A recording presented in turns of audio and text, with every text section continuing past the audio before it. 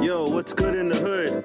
It's your boy, TWI, $T, Uncle Twist in the mix, What's good? It's your boy Sincere, a.k.a. Sin, a.k.a. Sin Simma. Who got the keys to the Beamer? You already know the boy get busy. You ask who is he? It's your boy Tizzy. Showtime. You already know what it is. Man Dem Podcast all day. Follow the Man Dem Podcast at Man Dem Podcast. That's Instagram, Twitter, YouTube, SoundCloud, Apple Podcasts, Toronto West End, done.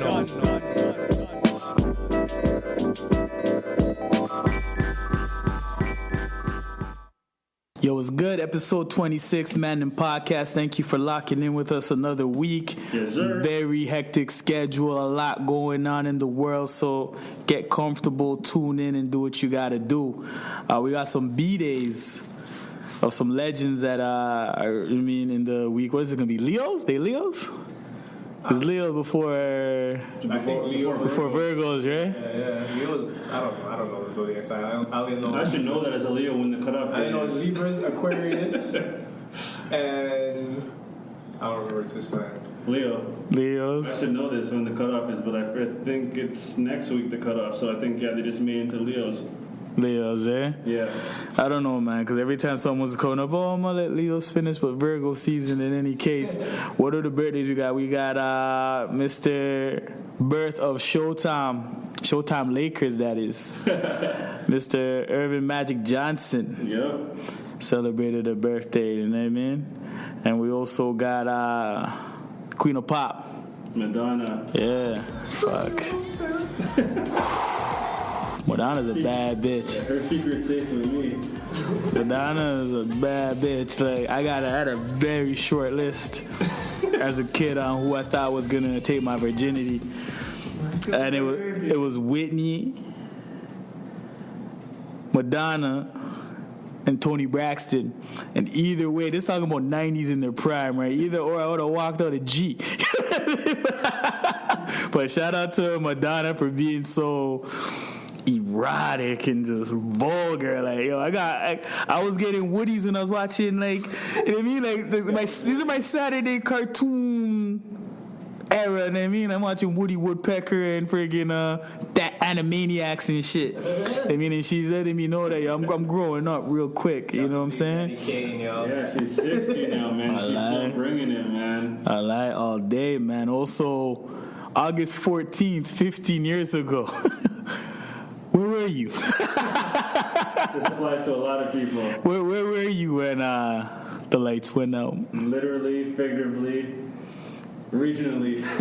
Yeah, no. I'm gonna let's go around the table. You know what I mean? Sen, you can start.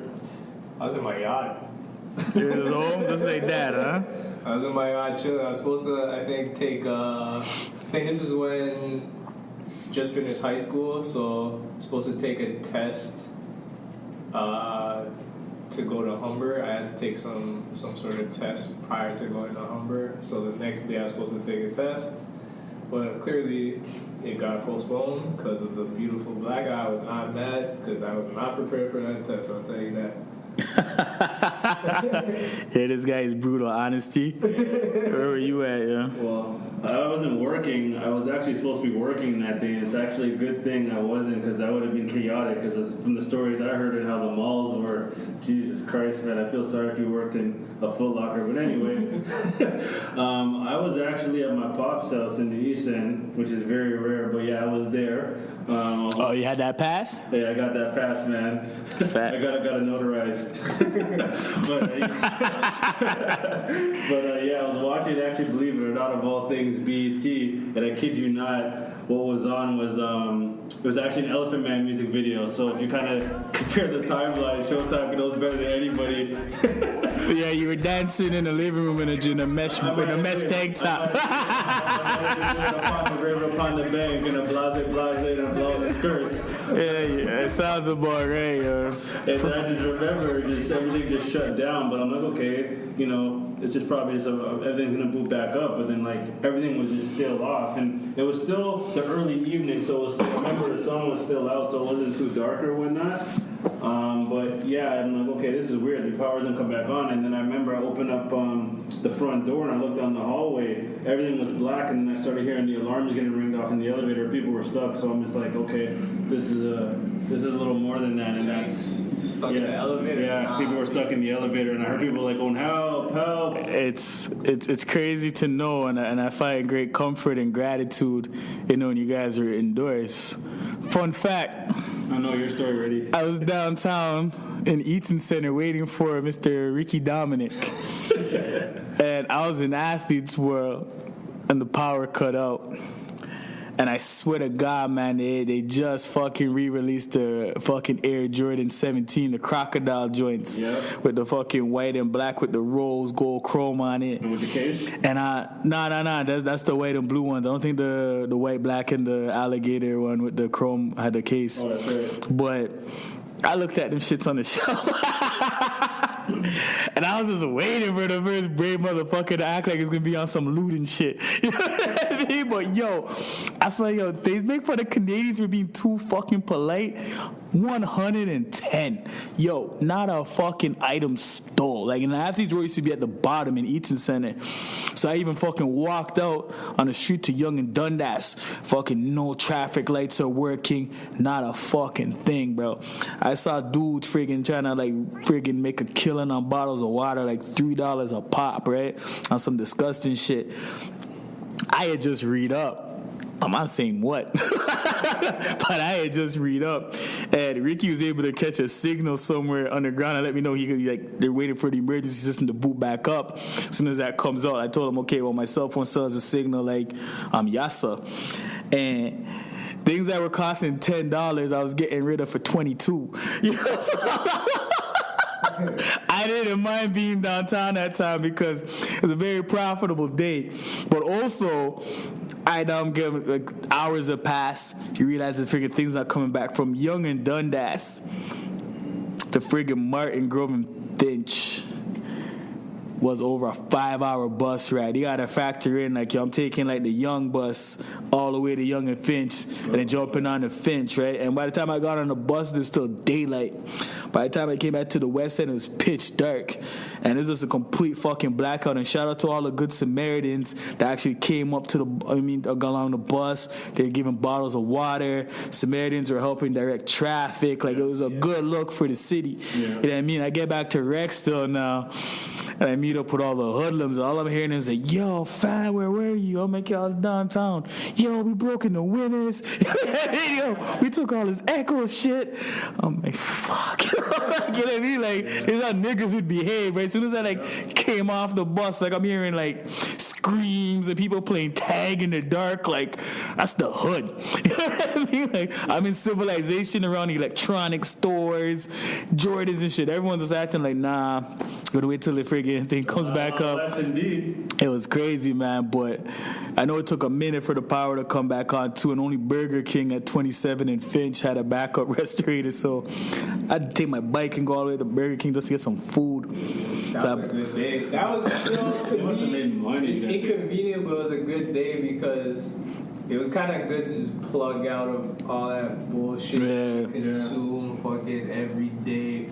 It was nice to be outside, see neighbors I haven't even seen in years because everybody's just cooped up in their house. Yeah, back to basics. You get to, appreciate nature and the stars, all the light pollution in the city. For once, you can actually see what's going on. For sure. I definitely wish I was in the kind of setting y'all were in. But I have to find my ass home. So it was still a little more hectic for me up until the very last moment I came off that friggin' Finch bus at 36, right? So salute to Toronto for I don't know, just being regular Canadians, I guess. Because in the States, that shit wasn't happening. No. Nah. What movie was it? Blackout? Was it in the Blackout in New York? And Prodigy was in it? Oh, the movie? Yeah. No, I didn't catch that one. It was on some flea market, Belly 2 type quality? Killer Season? No. Kind of quality? I actually had a budget. It was pretty decent. Yeah. Blackout in New York, and of course, people looting, and then it was kind of like a love story going on. Yeah. It was an interesting week. Shout out Bandana P. Shout out Bandana all day, you know what I mean? For sure. And also in the world of, I'm going to say WWF, given that his time. You know what I mean? When he served in the ring, you know, we had another passing, man. Yo, these motherfuckers drop like flies, like all the way 1,000. And it's like gonna come wrestlers and friggin' NFL or just like pro football players. I think just because it's just physical contact sport and concussion type shit. These dudes pass, man. You know what I mean? All day. Who am I referring to, Twist? Jim the Anvil Neidhart, or as I say, the man with the maniacal laugh.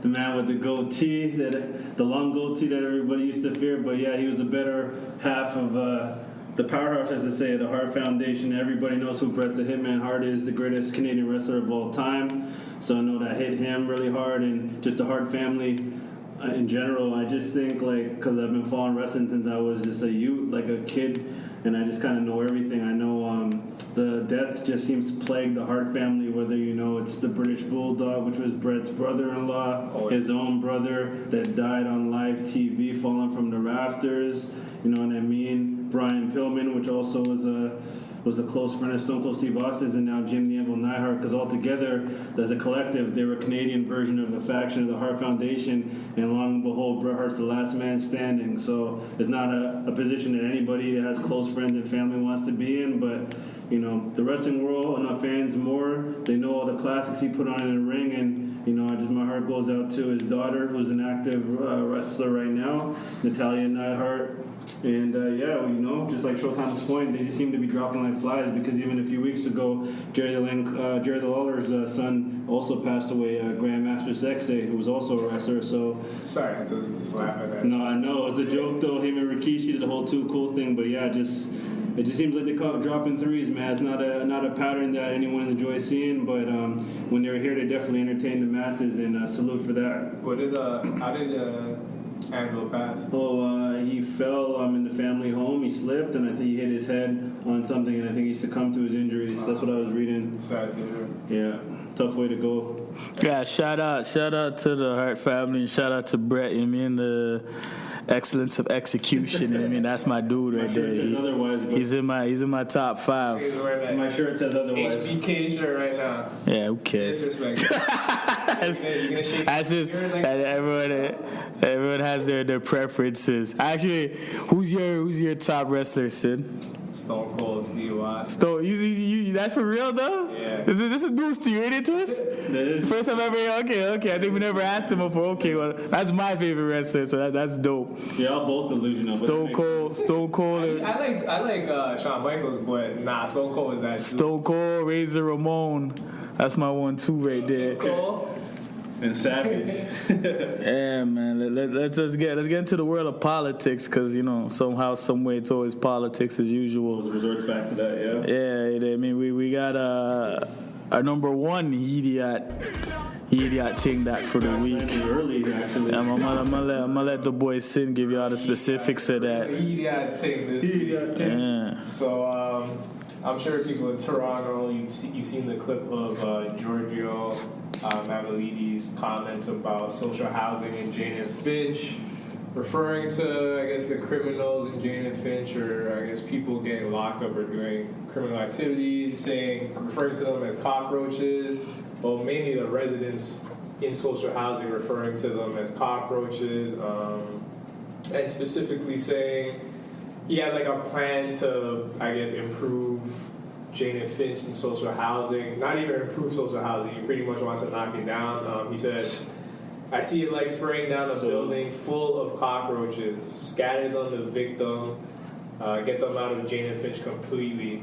So his idea of improving Jane and Finch is to insult its residents. And then that's going to go over well. Yeah, and say knock down social housing as though they're just pests. We're just, sorry to say, like, it's not only black people that live in social housing. These developers have a hard-on, man. They just want to sell that space to the developers so they can throw some high-end condo something in there, you know? They're trying to make it seem like poor people or people that need assistance are irrelevant, so they don't assimilate with other residents in the neighborhood well. So the solution is to just get rid of them, completely knock down the buildings, and he tried to say mix them so they can mingle with other people, I guess, within, like in North York or I guess surrounding areas of Jane and Finch. It's so ridiculous because it's so see-through. Like, clearly you would want to knock down social housing so you could have, as you just mentioned, like, now what, you want to have a development in Jane and Finch now? What, do you want to set up a condo? Yeah. Like, you don't have the best interests at heart for the residents. They definitely don't. You're not looking at social issues. You're not looking at people with mental health problems. You're not looking at people just coming new people coming to the country, trying to look for work or just trying to make a better life for themselves. But unfortunately, like, everybody has to go through that stage. You come here, you probably didn't come. It takes some time to build things up. Yeah, you gotta go to social housing. Like, it is what it is. But to refer to the residents as cockroaches, like, we're nothing to people like Mammoliti. Then, like, I'm not a Jane and Finch resident, but I feel like you're speaking to me or people that have came to this country and worked hard and are transitioning, trying to get out of social housing to make a better future for themselves, buy property. It's just another slight on just poor people, our people, making us look like we're. It's the lowest of the low to refer to somebody as that. You know what I'm saying? Like, just because certain that neighborhood or certain neighborhoods, not the neighborhood as a whole, they don't have the means, to say be like a Leslieville in the Bayview area or any of really the higher end areas, which they're trying to turn Toronto to as a whole, piece by piece, season by season, year by year. I think really, as the Jane and Finch community, when you hear stuff like this and they already paint them as that bad neighborhood for whatever reason, right? So I just think this is a way for them, whether it's a council meeting, whatever they got to do to really come together and really try and push back against this, because that's really what these guys really want to do. They want to just cover up all the bad, and they just want to replace it with something else. So really, to my first point, the developers really, they're the ones that are really just, I want that plot of land, we knock that down, and then re-image it and build up something new. And then what happens to those people, right? Exactly. Where do they go? Don't get it twisted. We're not just saying that out of our ass. There were a few developments that were supposed to be set up in Jane and Finch that, for some reason, I don't know if it got postponed, like something happened to the development. It's on the back burner. So the residents that were supposed to be in that type of housing, they'd send them to Brampton, or they send them to other areas, like maybe wherever there was openings. Yeah, like Whitby or something. I gotta imagine the lineups are longer now, the wait times. Yeah, so then it's almost like a culture shock too, because if you're not accustomed to living in Brampton or suburbs, depending on where you live in Brampton, it's almost like a culture shock. So now you're bringing people that aren't really assimilated in that type of living setting into a slower place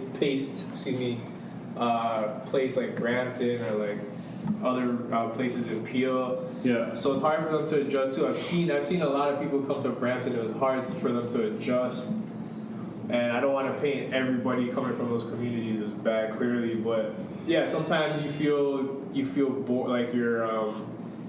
I guess when you have nothing to do, especially in Brampton, because if you don't have a car, you're kind of stuck in your neighborhood. So, people find, unfortunately, bad things to do in these neighborhoods, and then there's another problem. You just pushed off the problem to Pure Region now. You're not actually aiding and helping the people of that community.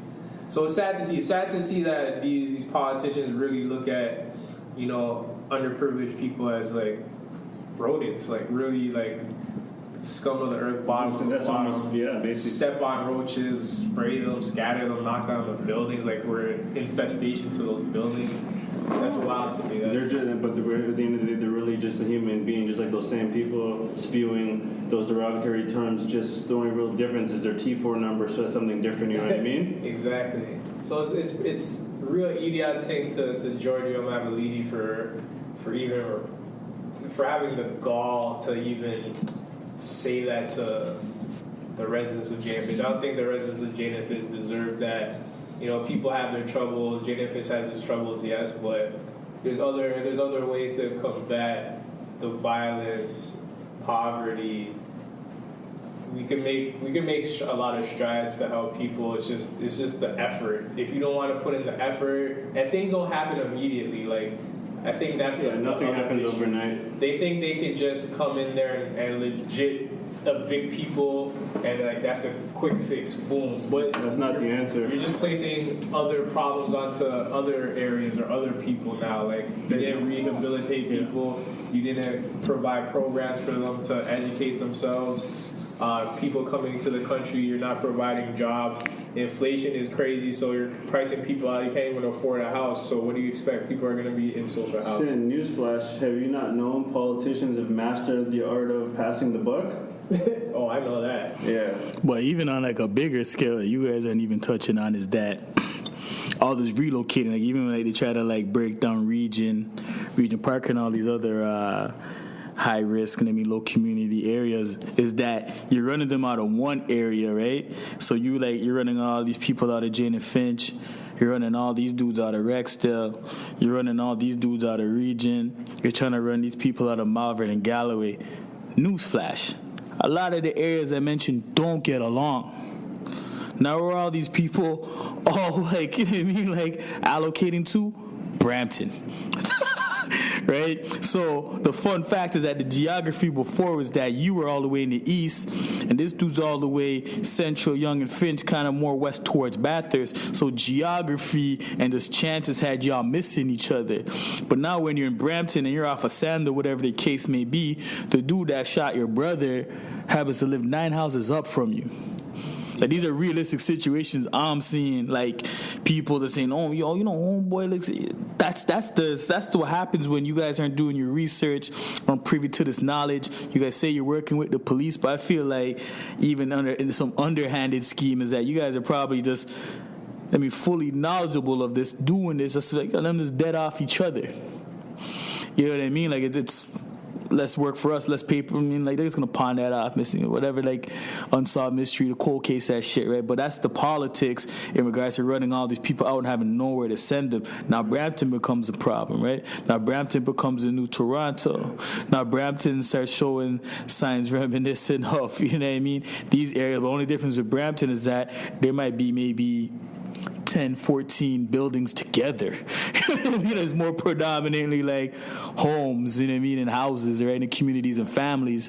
Whereas like all these people came from like 4-bedroom townhouses with like 9 people in them. Now you're running them to Brampton, right? There's a high risk in violence just putting all these people in one melting pot.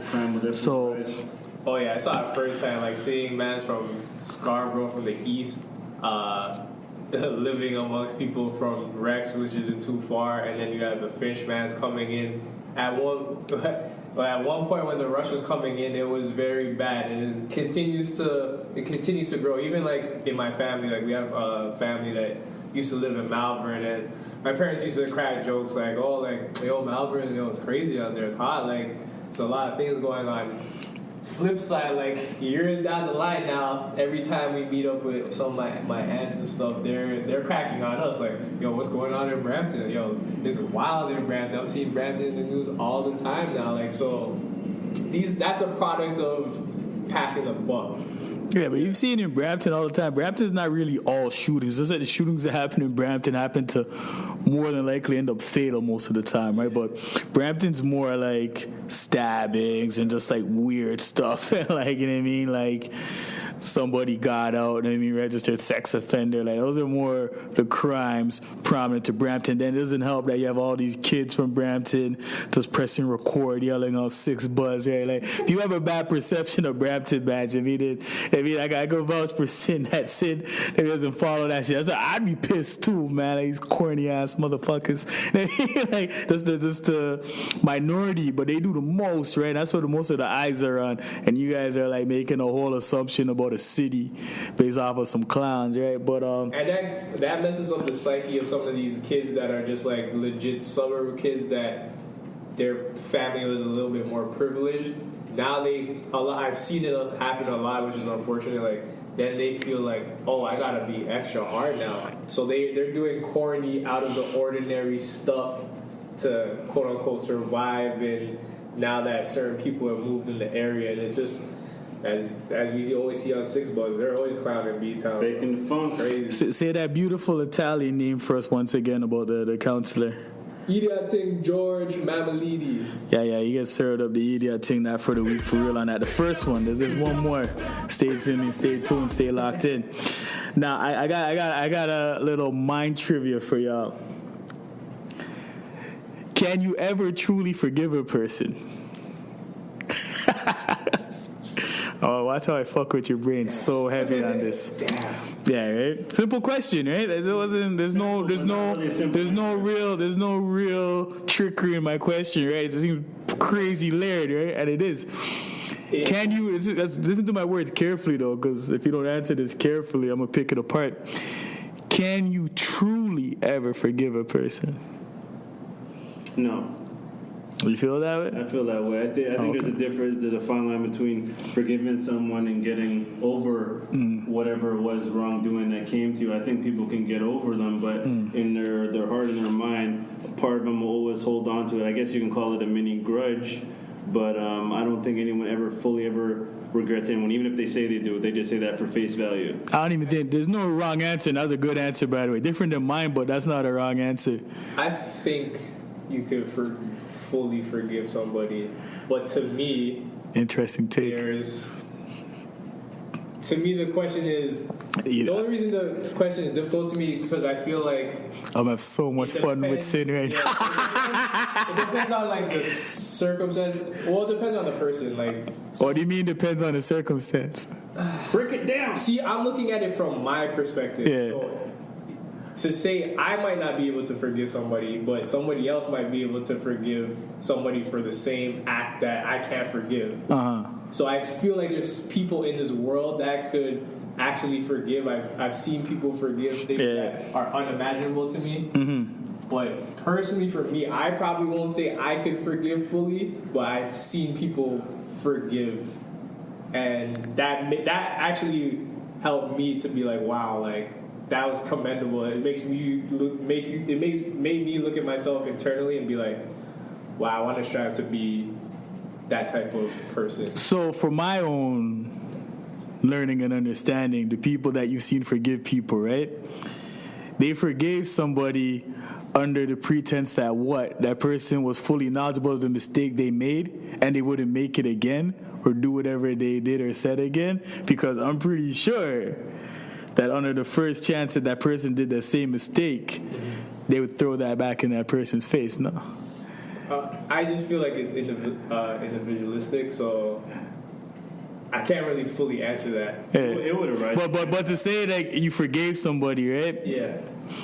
And then they do something again, and you bring that up and remind them and throw that in their face, have you really truly forgiven that person if you're quick to remind that person, right? You lied to yourself. So, did you really forgive that person, or like wholeheartedly, or did you come to some kind of terms and acceptance of what the person did and move forward on a hope that through that experience there'd be some growth from that person and evolution, that you can move past that?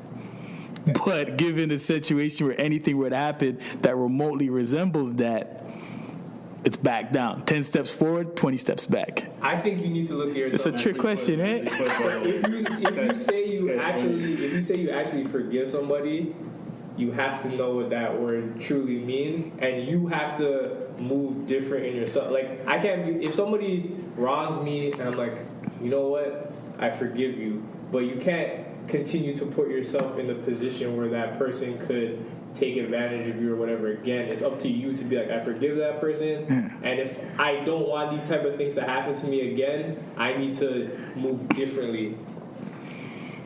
And then it really comes down to, are you truly capable of doing it? To your point of like, wholeheartedly, are you really doing it? Or are you just kind of saying it just for the sake of saying it so you move forward with whatever it is that you have with that person or that situation? That's why when Showtime says forgiveness, that's why you shouldn't say it then. If you know yourself, you should be like, you know what? I'm going to maybe overlook it and try to like this didn't accept happen. it. But if when it happens again, you might be like, yo, fuck you, like, yo, you did this again. I remember last time, boom, boom, boom, boom. No, but then that becomes the arc of pretty much everything, because that would be the reference point all the time whenever there's a disagreement. I think I have an answer that we could all agree on, and I'm gonna take my time with this one. You can never truly forgive a person, but what you can do is forgive what they did at that time or the circumstances regarding that particular situation, and you're willing to move past it as long as you're moving forward and there's some kind of growth towards the situation. So you haven't even really truly forgiven that person.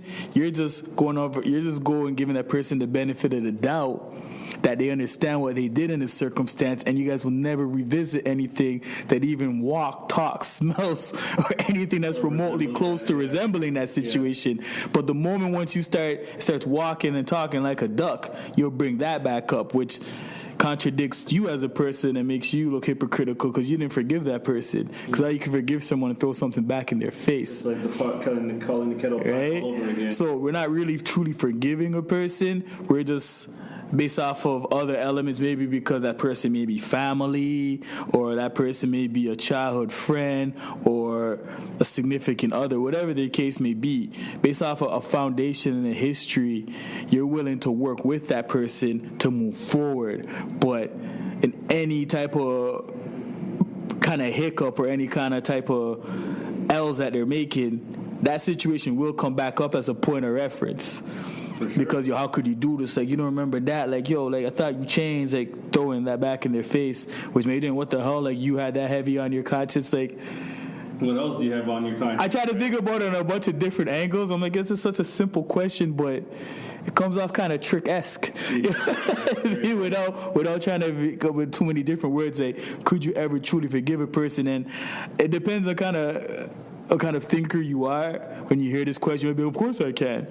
But like, you haven't really truly forgiven that person. That person just has never done anything to make you have to bring that up again. So you move forward from the situation, right? But given any time that person relapse, has a bad case in judgment, you wasted an intervention, and you know what I mean, like, got back on that shit, you're throwing that back in the face. This is the 7th time you've relapsed, or you know what I mean? Like, you haven't forgiven that person. I think it's powerful. Like, if you use the word forgiveness, that's why I don't think I've ever said to somebody, yo, I forgive you. I don't think I've ever said that, because it's not just on the onus on the person that slighted you. It's knowing yourself as well. If you go as far as to say I forgive you, you have to know yourself thoroughly to actually put that in the world and for God to hear. Because it's very conclusive. Exactly. It's a fine line, man, because also, too, right, we got to remember that we only have 2 cheeks.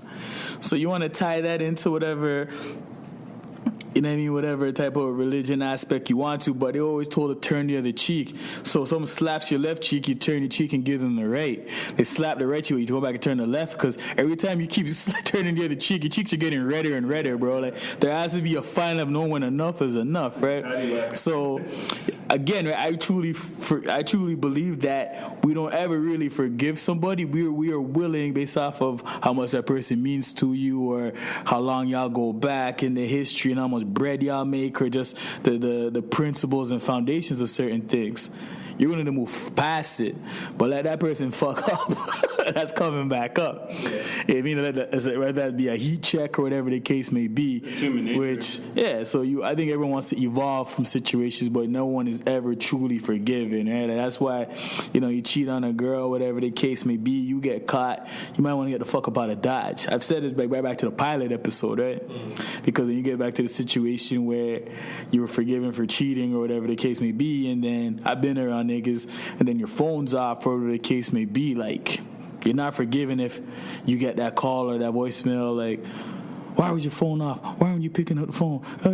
Like, that's some kind of doubt in that person's head, right? Yeah. And you gotta say, like, yo, I'm walking a tightrope and eggshells here. Like, start fresh, get the fuck up out of Dodge. That was just a take I had on something. Just, like passing through on some conversations and just hearing people. That was really good. Right? That was really stimulating. Yeah, no. I try sometimes. I try to make a difference in the world once a week. What's wrong with everybody fucking trying to bully Sam Smith, yo? Like, homeboy can't have an opinion, huh? She lost weight. Like, recently, apparently. This guy's wilding. Definitely all went wrong, but what do I know? Continue. Sam Smith is apparently there's an audio with Sam Smith saying that he wasn't the biggest MJ fan. That there's a song here and there that, resonates with him, whatever the case may be, but like he doesn't put him up on the pedestal everyone else does. And that apparently just pissed a bunch of people off. I mean, even tried to make it about race, like how I'm tired of you guys eating money off our culture and disrespecting the artists. Bro, this is someone that's both parents are Jamaican, all that shit. I didn't see the racism in any of that shit. And people need to stop fucking. I see what you did there. And people need to freaking stop making everything about race, bro. The man didn't say the man was trash. The man didn't say fuck Michael Jackson. He said, yo, I'm not a stan / fan / he didn't have the impact of my childhood like others, and everyone's fucking being mad at him. Newsflash. This is from everyone born in the 80s and from that last of the dying breed era. You know how many motherfuckers hate Michael Jordan? That came from that era, right? If you're more laid back, you like more team chemistry and all that, you're probably cheering for Stockton, Malone. Mm-hmm. You're going for Robinson and Drexler, like, you know what I mean? Like you had different dynamics, so you're cheering for everybody other than Michael Jordan. You don't like him sticking his tongue out all the time, the Flash, like anybody but him. Like, you think anybody around this table or just anyone in society that grew up in the late 80s, 90s, I mean, when this guy was reigning, like, oh, you're fucking retarded, you don't like friggin' Air Jordan. Like, nah, bro, you don't like Jordan, cool, bro. Yeah, you can like Larry Bird, you can like Magic Johnson, you can like Charles Barkley, you can like anybody else. I'm not gonna force feed Michael Jordan down your throat. It's not law that you need to like Michael Jordan, right? So I don't understand the big deal. The homie says I'm like fucking Michael Jackson. Cool, bro. There's no offense in that. And because everyone has 140 characters, it's because you have an opinion. Doesn't mean everyone needs to fucking hear it, bro. Like, I'm dead serious. So it was a tweet. It wasn't something you said in an interview. Someone just got a recording of him talking, right? Oh, okay. And it was mentioned. It was nothing even like malicious or anything like that. Like, yeah, right? But like, enough, bro. Like, everything has to stop. Everyone with an opinion's a fucking hater. Like, cut this shit out, man. What did Jada say? Social media giving cowards an outlet. Yeah, facts, bro. Because this whole cultural appropriation angle, it's like, if you're really a Michael Jackson fan, you know it doesn't matter if you're black or white. You made a song about it for Christmas. Like that.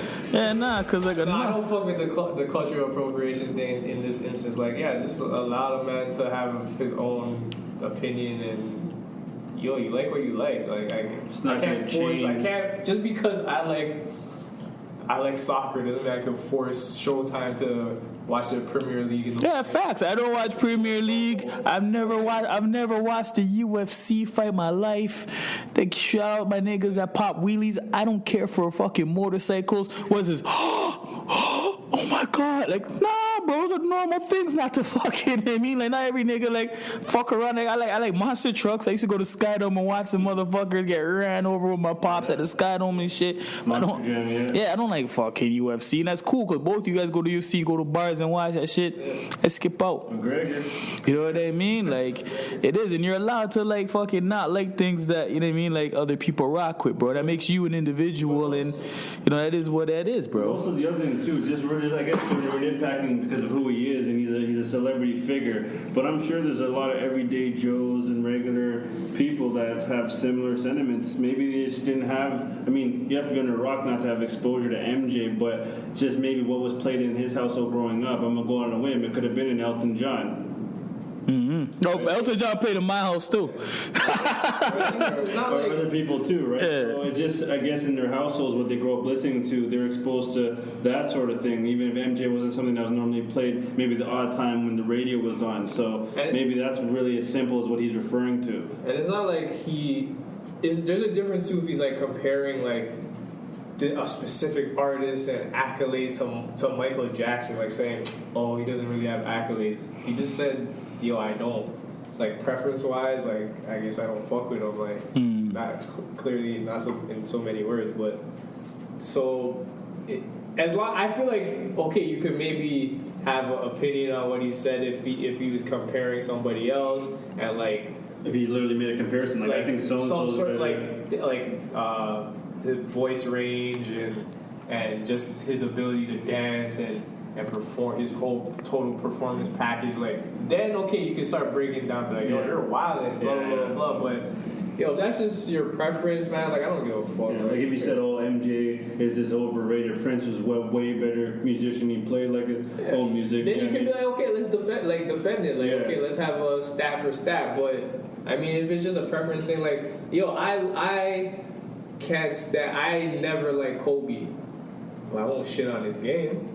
I'm not gonna be like he's trash. Like if we want to go like stat for stat, comparing like maybe somebody I like better. Like I like in that era, I was an Iverson guy. If you want to do comparisons, yeah, you could say yo, Kobe has the accolades, whatever. Cool, like that would be something I would have to defend. But if it's just a preference thing, like yo, I know Kobe did this, but I just don't fuck with him. We dropped 81 on Toronto, so forever be one Kobe. Like it is what it is. So. Yeah. I don't know. People need to just get off. People get a little too passionate for things. Like, what's Sam Smith doing for you, anyways? Like, do you even fuck with? Like, a lot of people complain too. Like, do you even fuck with Sam Smith that hard that you should care if he likes Michael Jackson? Not really. But nah, that's what I'm trying to say, and like that's why like with this, like I'm not here to like coddle. I'm not here to fucking baby anybody. Like everyone needs to know. Be clear, man. Like you just saying things just because you have the outlet to say it, and like if you're really that mad, like if you're to fucking walk past Sam Smith in a Whole Foods or in a fucking Walmart, or is it really that upsetting you let him hear that out your mouth? If not, then fucking put your phone down and relax. You know what I mean? Like it's not that serious. You know understand what I'm saying? With regards to, you know what I'm saying? Like it's not that serious, and that's what the problem. Like that freaking ill line from Kiss. I mean, like that's the only reason why niggas is talking, because it's social media. It's a lot of things you're not really gonna have to back up. You know what I'm saying? It's just something. 140 characters. This is what everyone's saying. Blah blah blah. Like a lot of people pass. I mean, even homeboy on CNN, the foodie dude. Oh, Anthony Bourdain. Yeah, and like Joe Kids until he passed wasn't on my radar. Well, there's something wrong with me. I didn't fucking know the dude. Everyone's jumped down my throat. Nah, bro. It's me living a normal life. Not everyone's on my fucking radar. Contrary to belief, I've seen freaking like video clips of people didn't know who the fuck Drake was. Are you really gonna look at someone like what? Nah, like really they're just in their lane. They don't pass by the radio. I mean, everything on YouTube is just probably a DIY video when they need to fucking fix things. Like he's really skipped them. So when you look at someone, it does not matter. It's not no hate. It's not no slight on him. It's like you didn't come across that nigga's table yet, and cool, that is what it is. Accept that and just be humble about it. Not everything's hate. Not everything's this and that. Everyone has a difference of opinion. You're a hater. Like fuck out of here, man. But like then too, I don't know the in depth of what Sam Smith knows about Michael Jackson, but. Yo, maybe put him onto something then. Or like as you're mentioning Drake, this person doesn't know Drake, instead of like killing him and berating him. Just send him a URL. So like, yo, you know what? I really enjoy his music. Yo, if you like this, I think you would enjoy his music. Yo, listen to this. Maybe you'll fuck. But even in that too, it's like, yo, cool. Like if you wanna catch that on your time, cool. But yo, even certain things like. Yeah, there's always gonna have the internet and Spotify and iTunes and all these things, so music is gonna live on forever. But like, unless you were there when that shit dropped in that time, in that era, it probably won't have the same impact. You understand what I'm saying? Like watching Michael Jackson perform certain things, you mean at certain sporting events, watching that motherfucker do the moonwalk for the first time, like those things like resonate with people. When people seen that they probably have the utmost respect for him. For someone to go watch that back on YouTube, it might not have the same bang. You understand what I'm saying? So I'm cool with him not liking Michael Jackson. Even better, salute to people like him, because you're different, bro. You know what I mean? You're not out here putting on the fake front. Like I go to Blue Jay games all the fucking time, and ever since the Jays started, blowing up that time when they came back, like was it 2014, 15? Yeah. That's when motherfuckers were obligated. I used to go to Blue Jay games all the time. Dudes were in khaki shorts. Dudes were in regular shirts. Now you go to Jay's game, everyone thinks it's mandatory to have on Blue Jay gear. You can't even name 7 fuckers in the lineup. You understand what I'm saying? But everyone feels so obligated to blend in. Right? And that's a society, bro. Like, you know what I mean? Like, fuck, be yourself. Bunch of chameleons, man. I think we had this conversation like a few weeks ago when I was like, yo, people used to clown me for wearing Blue Jay fitteds. I'm like, yo, I'm from Toronto. Like, that's our Am I team. gonna represent the next city? And then, as you said, like, I guess, we started getting popular. The bat flip happened. Shout out Rex still dudes for embracing that angry Jay a long time ago. Which ironically was at one point one of the most popular fitteds. Facts, I remember. In MLB. Yep. But as to Showtime was saying, and then after, everybody just wants to feel comfortable. Like, yo, if I put this on, I'm gonna get accepted. Like, yo, you could have a difference of opinion. If you say, at the time when you told me, yo, I'm bugging for like in Toronto and wearing fitteds, yo, just keep the same energy, man. Go wear your Yankee shit. Go wear your Red Sox shit. Because it's crazy because like as they blew up, right, it became like it's for some people it's like, okay, I'm not at that point. I don't even need to. So, but you get some old ass heads. They go to the Blue Jay games and they use the scorecards and they keep count of the stats. Right? I'm not there, but like, I got that in my head. I could know when homeboy's up for, like a 9th strike or you know what I mean, like someone like 2 for 4. I can keep like the statistics like that. You know what I'm saying? But you have people that go into the first Jays game, whatever it is, and this pressure, oh my God, I need to buy a Blue Jay jersey. Why? I need to buy a Blue Jay jersey. I need to get a Blue Jay t-shirt from Pink or whatever. Like, but why? Like, are you going to become a season ticket holder? Do you plan on going back? Like, you're really just going to put on the whole costume to blend in? Like, nah, fucking relax. Go in your regular outfit. Stand out, learn the culture. Then you appropriate yourself better, and you actually become a genuine supporter of the Jays. Learn the players, support the merchandise and shit. And that it's more genuine that way. Not just fucking buy it once, score the game, and throw it back in your closet. Weird fucking society we're in right now, man. Very good point, because it's true. That's the trend these days. Yeah. So Sam Smith, I ain't got no problem with you. Whether your personal life preferences and all that shit aside. But I'm just mad at that James Bond single you had. It was not fire. Adele was better. Yeah, shout out to the new James Bond too. Aegis. Yeah, I mean. Subways. Let's talk about subways, but nowhere within our jurisdiction or country for that. In Austria, in Vienna. Arnold Schwarzenegger's neck of the woods. All right. They are banning eating on subways.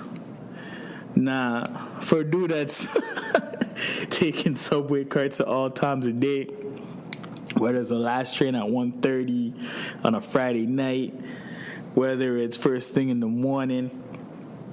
I'm indifferent with this, but a large side of me leans towards the ban and even thinking that should come towards Toronto. Because listen, man, like as much as you got people that clean up the transit and the subways and stuff, I don't think everyone should be leaving their breakfast on the seats and stuff like that. Those are my experiences, of taking the subway, all the years that I did, It's like everyone's leaves their lunch there, and things are underneath the seats. It doesn't have to look like that, Especially when you know that they clean these things every day.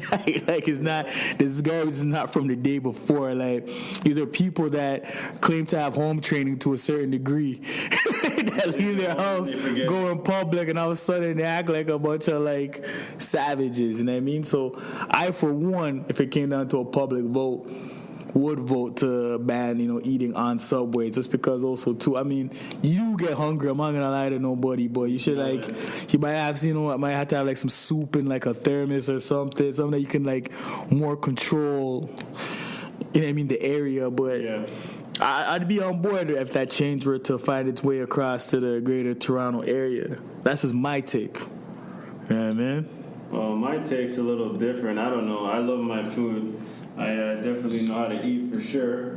But the one thing, when I see people eat, first thing that says to me is kind of like ill. But let me elaborate. Like people eating like I don't know. I guess just the subway is a perfect example. I just think people eating in public spaces like that, just because I'm not necessarily like a germaphobe, but just like people and just that space. I mean, if you're outside on a picnic table, like if you're at Trinity Bellwoods or wherever like that, I think it's a little different. But like when you're on the subway and the bus and trains like that, I mean, if you're really that hungry, just wait till you get off and stop at Tim Hortons or Subway or whatever, 7-Eleven, have it be, and just take care of it. I don't think, I mean, everybody's hustle and bustle in the morning commute, because to your point, that's usually where you see a lot of it. But, you know, just pack an early breakfast and eat it on the way to work after you get off the subway. I don't think everybody's got to be stuffing their face and then on top of it being lazy and littering over the place, because then, you know, you're just making that person's job a lot harder in their day and their shift that much longer. So that's kind of my take on it. So I wouldn't be opposed to it either if it came and they passed that in, you know, our neck of the woods. Mm-hmm. If there was a vote whether we could eat on trains and buses or not, I'd be like, go the fuck out of here. I'm eating my goddamn food. You know where he stands on that. I understand the angle. Like, here's the thing. I don't like the littering. I do not like the littering. I don't like, because that breeds other things, rodents, fucking insects, all that type of shit. Like, I don't want any of that. Yeah. If you're responsible enough to be eating food, if you could buy food and eat it on the train, you could fucking take your garbage and throw it in the recycling or garbage bin. That's my take. See me, but I've come to you know what, and it's so crazy how I've come to my takes on life is that I don't look at the lens of, okay, because I would do this and this is common knowledge to me. I don't put that expectancy on others, and I got that just off of a simple thing of like loyalty, right? Mm-hmm. Where you think that because you roll in a certain degree and you're loyal to a certain extent to everything and everyone around you. I mean, that's just natural like reciprocity, and it's not. Mm-hmm. I mean, so just for you it'd be common sense to, if you can buy something or whatever, to pick it up, but a lot of people it's not. So to eliminate that, that's because I know I'm accountable for my garbage, and I mean I'm the one that Twist want to acknowledge that on air, and I got twisted into recycling because one of the first things that annoyed the hell out of me, you know what I mean, when we just linked up, there used to be a litter bug and can't used to go in garbage, right? So I'm accountable for that, but that's me. I don't know anyone else in the city. I can't attest. That's like when I'm driving, right? Like I'm driving, I know my state of mind in the car. I don't know the motherfucker behind me what his stress level is. I don't know the person beside me is freaking worried about something different or not even like just not even paying attention to the road. Like, so I just vouch for me in my car. I don't vouch for anyone else that I would think have the same kind of importance of wanting to get to where they're going safely and back. Yeah. That's you think that's common sense. It's not. And so there's so many accidents, people trying to beat red lights, all that. I apply that same thing to the subways. Like, I would love for people to be hungry and marved in their bellies or grumbling to eat, but then bong. Like, you can get to see, oh, this person had a salad and left a freaking container here, or this person had an Egg McMuffin and ate half of it. Like, that's what happens on the subways, right? So because that... It's always like they say one bad apple, right? But the fact that those bad apples exist, is we weed it out altogether. And even though people are going to have to suffer, so be it. Until common sense becomes common, let's just remove it off the table and not have it as an option. I mean, the people who have enough sense to decipher right for wrong will suffer, but it's to weed out the idiots. That's all it is, yeah? I'm still saying fuck out of here because if no, I understand your point. Yeah. I can control myself. I can't control other people. Yeah. So, of course, like, I might do something that I deem right. It sounds like they do it different on the Zoom over in Brampton, yo. It sounds like they do it a little different there, yo. Like they got cutlery, paper plates. Fun fact, I've never been on this. But, yeah, like, because then if you're saying you can't eat on like trains and buses, it's like we have to kind of switch up. I feel like how we do things in society as a whole in regard to work. Like, you know, some countries for lunch, like everything literally shuts down. Like the lunch period is like you're not supposed to work. Period. Like, if you start doing that, then okay, don't eat on the train or anything, because now we actually value taking time and eating food properly. that I would be fine with that. Okay, no eating on the trains. But since we're so hustle and bustle, get this money. I didn't even take a break. I don't have time to take a break. I have to hop on a train to get to this destination to do whatever. If I need to eat, I'm gonna eat. I don't care. If you're not responsible enough to clean up after yourself, maybe like for a week they should be like, you know what, we're not cleaning up shit. Sin, you're like the Snickers commercial. We're not cleaning up shit. You sound different when you're hungry. Do you have a Snickers? I'll take one. The theoretics in what you're saying are right, but like, we've seen garbage trucks, bro. Yeah, sure. I mean, those shit smell horrible. Yeah. So no, I don't want to be on no train and this garbage piling up. Like, again, like I see your take on it. I'm just saying, like, I'm all about prevention. Yeah. And the fact that there's a lot of like, again, like even like, why don't I go clubbing on New Year's Eve? I don't trust the fucking idiots in the club. With that being said, I don't know any of these strangers. I don't know who can handle liquor. I don't know who's on a Molly. I don't know who's smoking weed, whatever the case may be. No, my point is this: on New Year's Eve, it's not a regular club date for me. You know what I mean? As some people may or may not think, right? Yeah. Like they just go to New Year's. If I was to be celebrating New Year's in a club where they're overcharging niggas probably $60, $80 anyways, and then fucking lights come on before it's time because someone can't handle their liquor or someone broke a bottle or someone pulled a fire, I'm pissed. And why is that? Because I can't control everyone else's actions in the vicinity. Just say eating on a subway. I can't control motherfuckers who don't have no home training, who thinks it's okay to make a subway into their bedroom and shit, right? And that's why, I mean, maybe they got that dire, in Austria, why these bans come into play. Cool, until everyone smartens up, put those in and treat people like kids. Maybe until you learn how to walk in a single file to the right wall, or these are basic kid things for people, right? Like pick up after yourself. It's not. Even when you walk in the city, downtown Toronto, like the litter, it's crazy. Like downtown's a tourist thing, and the littering you see downtown is like, and it stinks too. Yeah, man. We don't need that. Yeah, and maybe it's a cultural thing too, because I've always like respected people that do custodial work, because it's like you might have people in your family that have done that, or you know people that do that, so it's a job for them. It's a difficult job. There's no thank yous. You get looked down upon. Like, so a lot of people just teach their kids like, oh, somebody will pick that up. Nah, like I know around the table, none of our, I guess maybe because it's our upbringing too, and where our parents have come from, to pick up after yourself. Like, So I think as a societal thing too, like you need to stop just thinking people are gonna pick up your messes. Like, that's not like just literal garbage. That's that's everything. You can't just expect people to clean up after you for everything. It's like even the people that even do go throw in the recycling and the garbage and they miss, it hits the floor, like in another 5 seconds, they can just walk back and pick it up. They just leave it. Yeah. I see it all the time.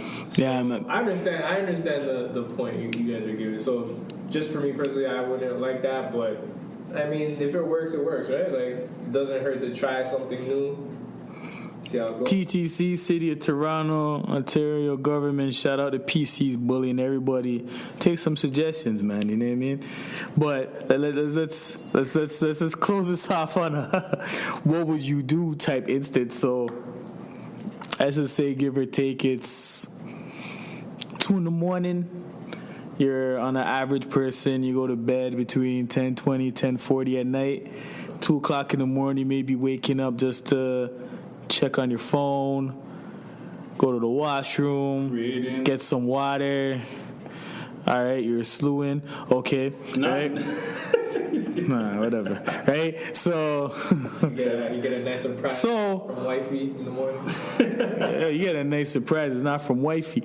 So, Android user, iPhone user, whatever the case may be, you have your phone on the charger, you go to check your phone.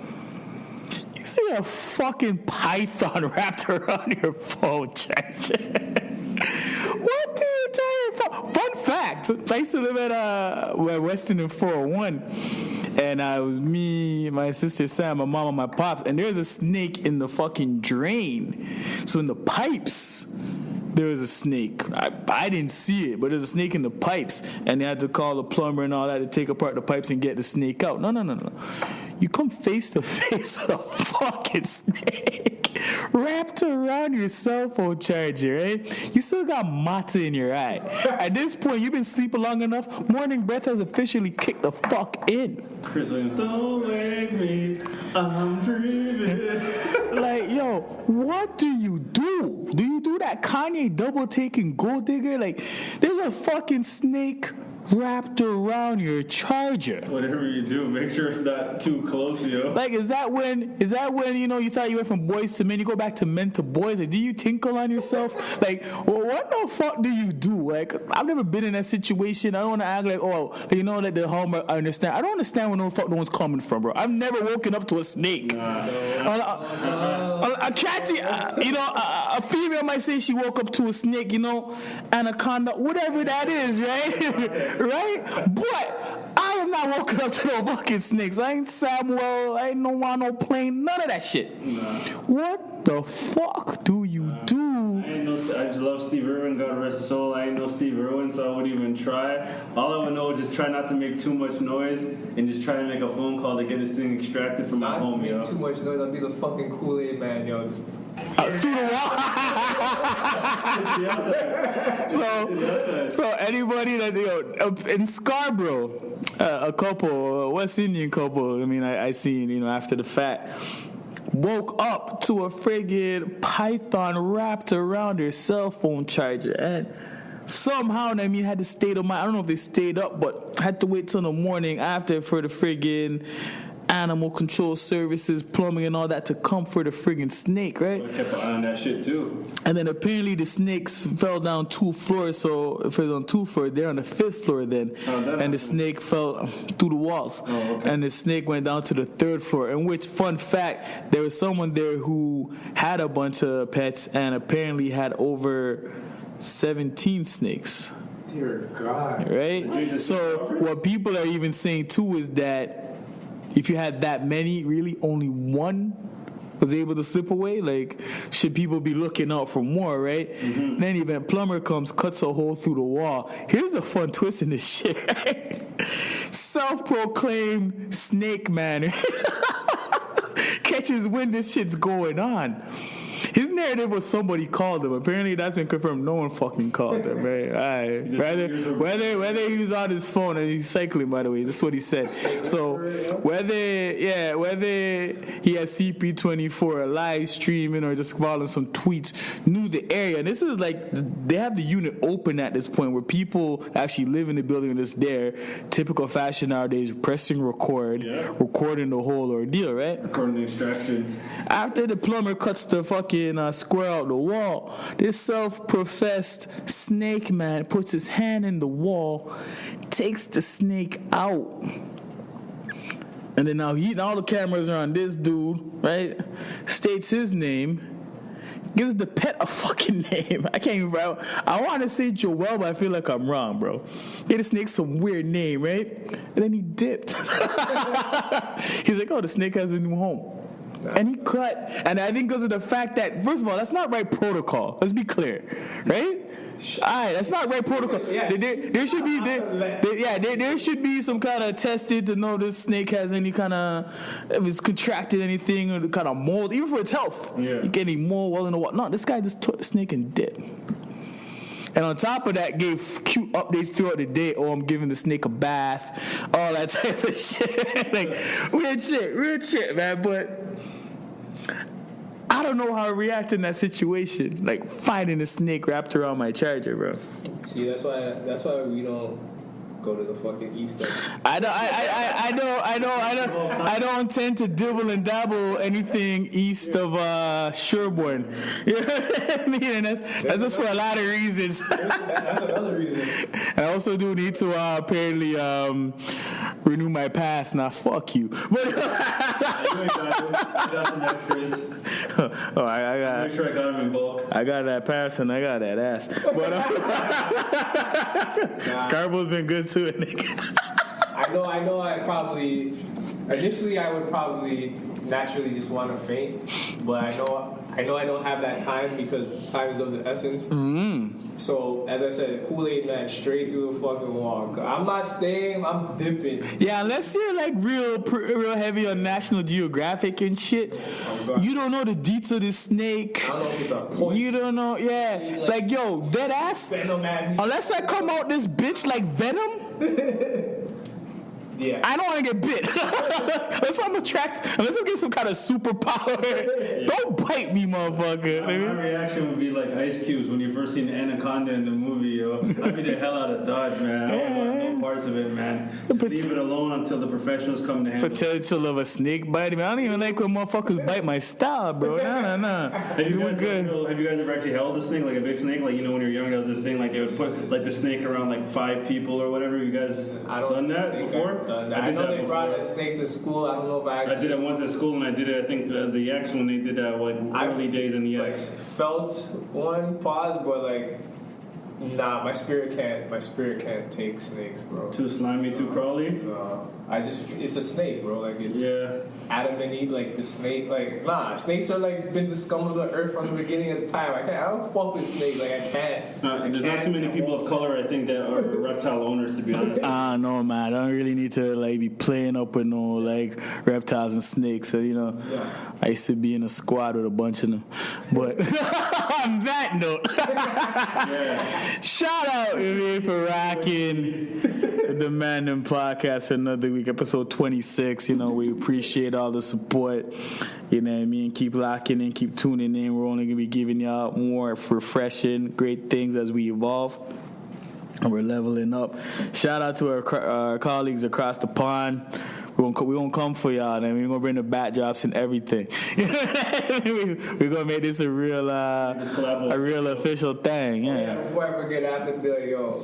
Unfortunately, rest in peace to Mikey Campbell. He's from my neighborhood. Unfortunately, lost his life to gun violence. So prayers and condolences to his family and everybody on my end. Hold your head, just be strong. Bless up, Toronto strong, Danforth strong. Blessings to Toronto and the world. All day. 100.